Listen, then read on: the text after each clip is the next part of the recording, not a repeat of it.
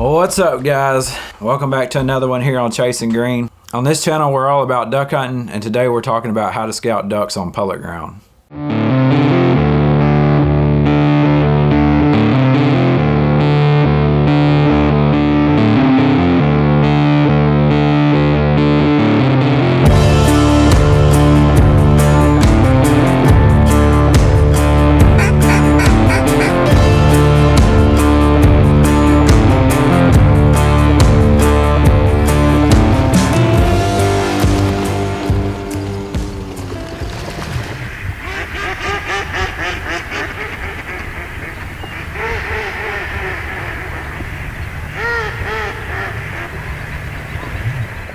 Well, as you can see, we ain't got the best lighting situation.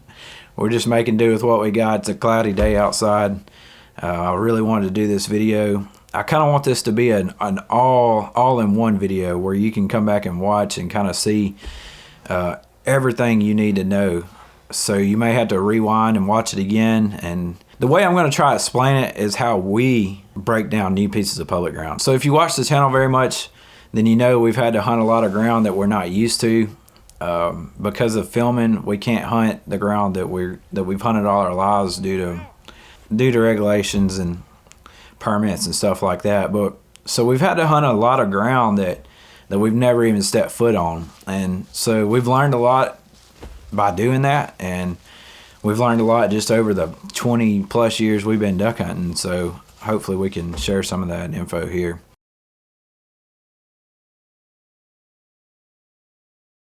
So when we're breaking down a new piece of public ground that we never stepped foot on before, it all kind of starts with the first phase, and that's the pre-work phase or the pre-scout phase.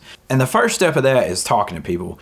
We try to talk to as many people we know. We kind of have built a network of duck hunters that we know, and just when we pass people that duck hunt out and wherever we're at, we always talk and try to learn about new places, and we also give information about new places, so we're not just taking, but we're giving. But, you know, we talk to buddies we know that duck hunt and kind of ask them about new places that we've never been to if they're willing to share that information. We're definitely not looking to steal spots. Don't do that. It's just general information about the area, how it works, how it floods, stuff like that. The second thing we do, which is by far one of the most important, is we study maps. The number one source we use to do that is onX. I'm sure all of y'all have heard of it, but we like to use the topo map version of it, so we can kind of see, at least generally, it's not usually super accurate, but we can at least generally see where drop-offs are, where deep parts are, what parts are going to flood first, and most importantly, where we use this at a lot is to see the higher ground, because a lot of stuff we hunt is river systems and stuff like that. So we'll use that to see what's going to flood after the normal pool, after it raises above normal pool. And that's been super helpful. And of course, another thing that's great about onX is it gives you those two different layers. You got the zoomed out onX view, but when you zoom in, it gives you the Google Earth. And those are usually taken at different time frames, so we can zoom out and zoom in to see how a hole has changed over time. Maybe it's grown bigger, maybe it's grown up and doesn't look as good as it used to. Maybe a road that used to be there isn't there anymore, or maybe there's a new road there that didn't used to be there. We use that all the time, and it's a big help. And plus, it's always good just to see where the boundaries are and mark trails and make mark waypoints and stuff like that. So onX is super huge in our scouting of how we scout new ground. Going off that, we also try to look at our state and local websites. They usually have maps that they've created that sometimes may have something that onX does not, so we always check those and kind of compare the two. And we also use Google Earth Pro on computer. You can see way better and way more detail on computer than you can on your phone. So, or for a long time, I was just using my phone until I decided to go check out Earth Pro on computer, and it just blew me away by how much more you can see on it, how much better you can see and really tell the difference between tree types and stuff like that. So if you haven't checked it out on computer, I highly recommend doing that. You can also look at like time frames of different times, go back in history and check what it's looked like in previous years, maybe on different water levels and stuff like that. So that's super helpful too. One of the last things we do in our pre-work is we call our state managers who are over the public ground in our state. They're usually super helpful. Sometimes, You know, it's all about getting the right guy, and I always like to do this in person if I can versus over the phone, because I don't know, I like talking to people in person. So I'll go and drop by their offices when they're in there and just really ask them about what's going on with the particular piece of ground. I mean, how does it flood? What does it take to flood? What floods first?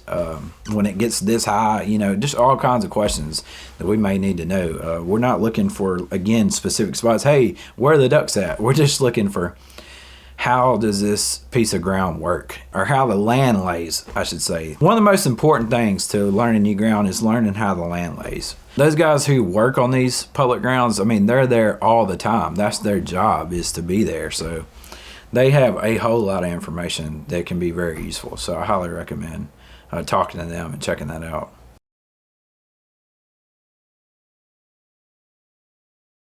So the second phase we kind of go into is what I call boots on the ground. And we do this in a lot of different ways. Be sure and check with your local laws to make sure it's okay to go into your public ground before or after season.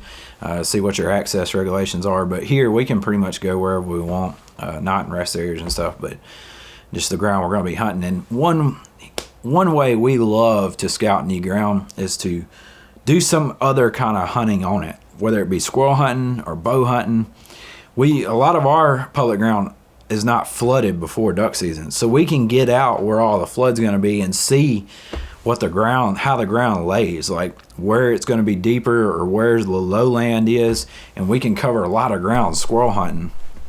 We'll walk miles squirrel hunting, and that really will unlock pieces to the puzzle on that new piece of ground. Same thing with bow hunting. That's one thing we do before season opens, and sometimes even after, is we go do some other kind of hunting on it, or you could just walk it, but just go spend time out there before and after season at different water levels, whether it's flooded or not, or however that pertains to you. Just every time you're on a piece of new ground, you're unlocking the puzzle. You're investing for the future. You're learning a little something more today that you didn't know, even if it's where not to be. Another thing is, when you're going in on these pre-scout trips, is if you're broke like us and you don't have much gas to go run around, especially when you're traveling 2 or 3 hours from your house like we were, you need to have an efficient plan. Mark out how you're going to scout this thing, split up with your buddy, plan it out on the map to where you can get the most bang for your buck every time you go. That's huge for us too. We really try to get the most out of each scouting trip. And that's why I say maybe go squirrel hunt and deer hunt too, because you're getting to go hunt, enjoy, and have some fun, but you're also learning at the same time. That's why. Dog's barking. Bell!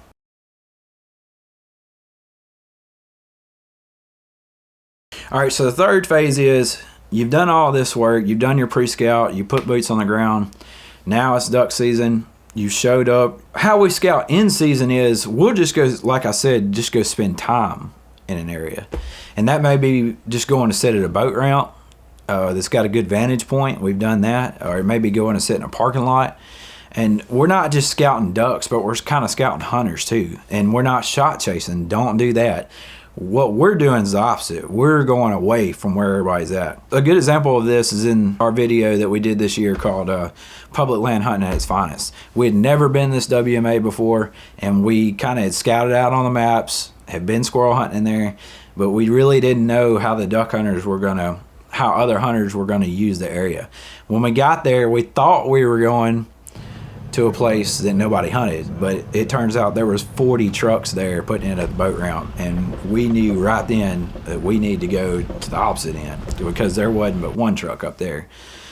And a lot of people say, oh, all the ducks must be down there. No, all the ducks were up there where we were because there wasn't nobody there. Now, if everybody moved up there, then we would go back to where the trucks were. The ducks, typically, not every time, but generally, you can find ducks on public ground away from everybody else, and that's what we try to do. So we'll go and see where everybody's going, see where all the traffic is, and kind of go around that. Now granted, there are some places and some times where there's just banger holes that you want to try to get because it's the best hole in the place every time, and those are kind of outliers. We typically don't hunt places like that, though we do have some places like that. One of the best ways to kind of see what I'm talking about is to go back and watch our videos from the previous season, because that's all we did was hunt new places. So I'll link that playlist down in the description below, and it really shows a lot of this that I'm talking about how we do it and how we find ducks. So once you got to this point, you're probably starting to get an idea where the ducks are. Hopefully you found the ducks. Once you know where ducks are, you spend a lot of time on the area. Here's a couple of fast rules that we live by. Do not bump them. Never bump them. Don't ride your boat through the middle of them. That's like the worst thing you can do.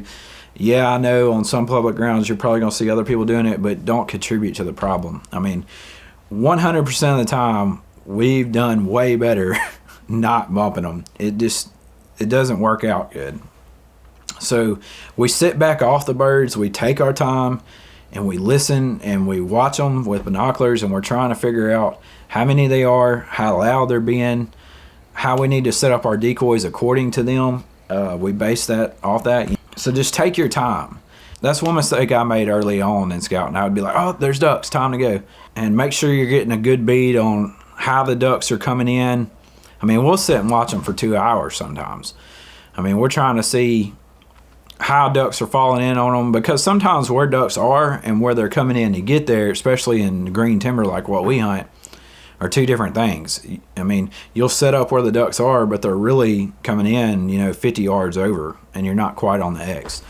Sit there and watch them, take your time, note everything you can about it, and once you figured out where they are, and another thing we do is sometimes look at them from multiple angles, and you got to be careful doing this because we bump birds, but we'll try to walk around to a different vantage point just to see if we can see things a little better.